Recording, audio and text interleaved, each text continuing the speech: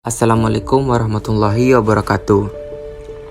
Selamat pagi Ibu dosen dan rekan-rekan semuanya. Kami dari kelompok SMA Pembangunan akan mempresentasikan tugas kelompok kami di mata kuliah Pemahaman Peserta Didik. Kami beranggotakan saya sendiri, Dedi Iswara, Anang Sapadri, Iqbal Rahmat Putra, Melia Susanti, Nofri Silvani, dan Sofia Azizah. Materi presentasi kali ini yaitu observasi karakteristik peserta didik.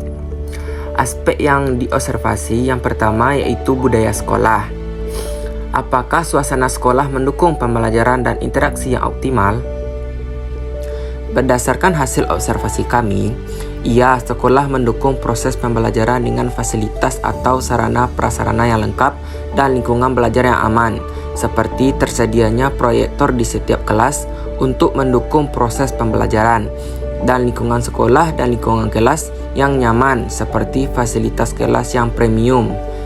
Interaksi yang terjalin di sekolah sangat optimal, baik sesama peserta didik maupun dengan guru. Budaya sekolah yang kedua yaitu secara umum apakah profil Pancasila sudah dihidupkan di dalam sekolah? Berdasarkan hasil observasi kami, profil Pancasila ditetapkan P5 berupa projek mengenai kebinekaan seperti karya seni tari berupa randai di lingkungan sekolah, di mana diberikan pengajaran bagaimana bersikap baik dan tercermin dalam budaya sekolah 5S. Kemudian tercermin juga dalam visi sekolah yaitu bertakwa, berakhlak mulia, cerdas, berwawasan lingkungan, dan berbudaya Minangkabau. Di sekolah juga ditetapkan cinta terhadap budaya lokal yang bisa dilihat dari salah satu projek yang diambil adalah randai. Sekolah kami termasuk sekolah adiwiyata nasional dengan moto kebersihan sekolah yaitu ASA, yang artinya ada sampah ambil. Observasi karakteristik peserta didik. Aspek yang diobservasi yaitu budaya kelas.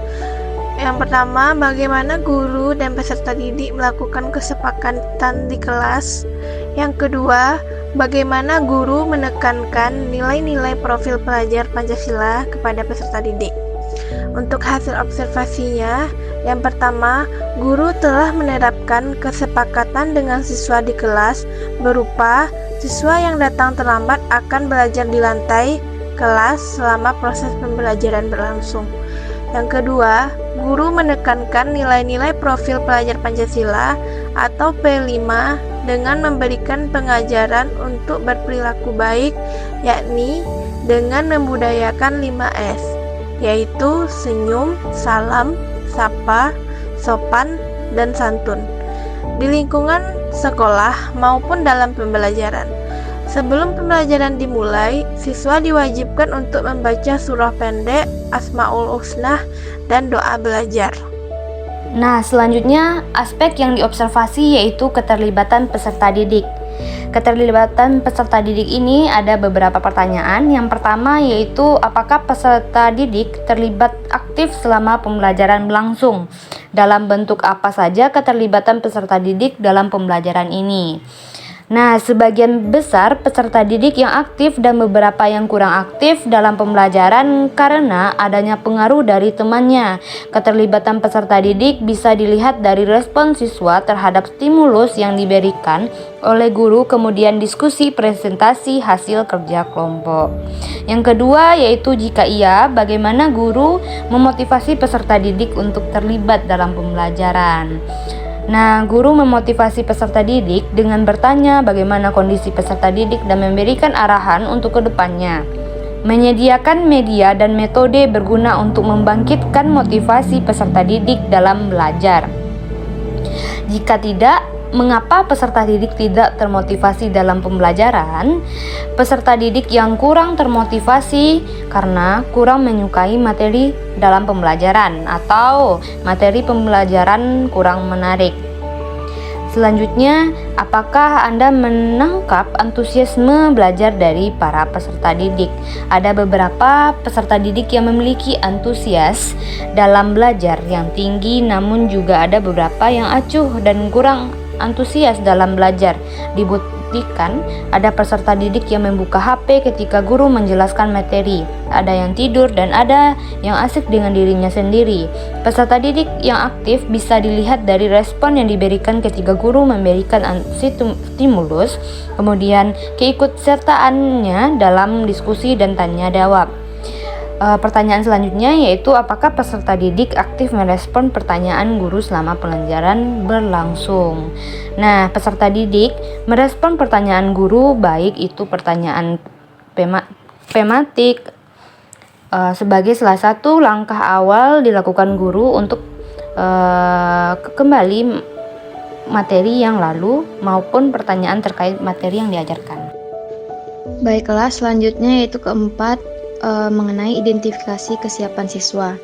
Nah, dari pertanyaannya yang pertama adalah apakah di awal pembelajaran guru mengamati atau mengecek kesiapan peserta didik baik secara kondisi maupun secara materi yang akan diajarkan.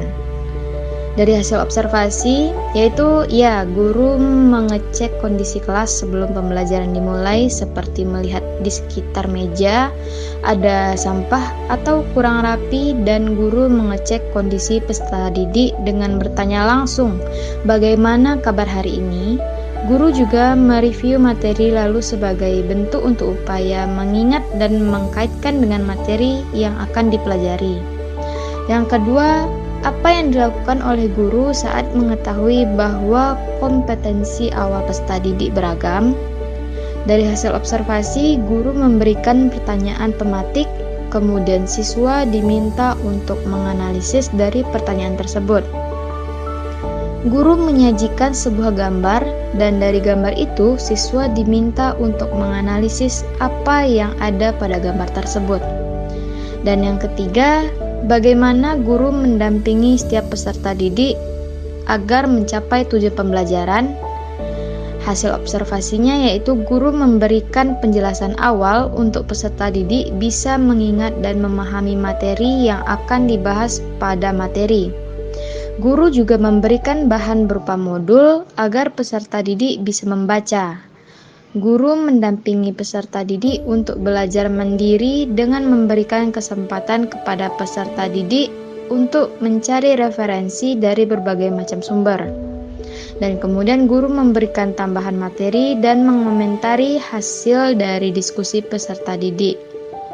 Yang kemudian guru merefleksikan materi pembelajaran berupa pertanyaan secara lisan. Selanjutnya yaitu perkembangan emosi. Yang pertama, sejauh mana kelas dan ruang pembelajaran lainnya menjadi ruang ekspresi diri yang sehat untuk peserta didik.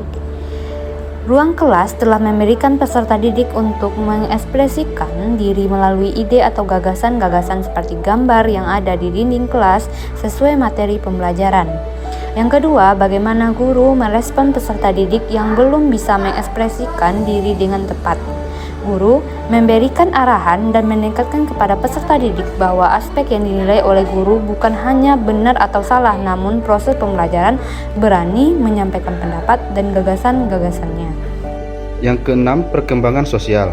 Secara umum, bagaimana guru membangun atmosfer yang mendukung peserta didik untuk mengembangkan kemampuan bersosialisasi, misalnya peka terhadap situasi sekitar, berempati, saling menghargai, serta berinteraksi dan berkomunikasi. Bagaimana guru memfasilitasi peserta didik dalam mengembangkan keterampilan sosial peserta didik dalam kegiatan belajar. Contohnya, kerja kelompok, mengerjakan proyek bersama. Hasil observasi. Yang pertama, guru telah membangun kemampuan bersosialisasi.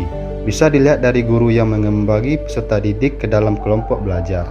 Di dalam kelompok, peserta didik melakukan diskusi dengan tema atau topik yang diberikan berbeda masing-masing kelompok. Di dalam kelompok, peserta didik bisa berinteraksi dengan teman atau anggota kelompoknya.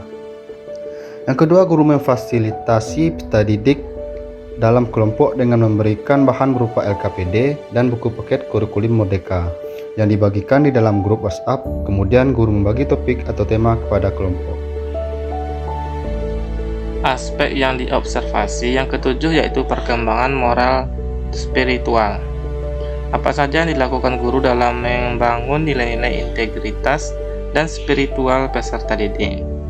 Hasil observasi, dengan memberikan contoh langsung kepada peserta didik seperti tepat waktu, jujur, dan menyampaikan hal yang baik. Sebelum memulai pembelajaran, diharapkan untuk berdoa. Demikian presentasi dari kami. Saya ucapkan terima kasih.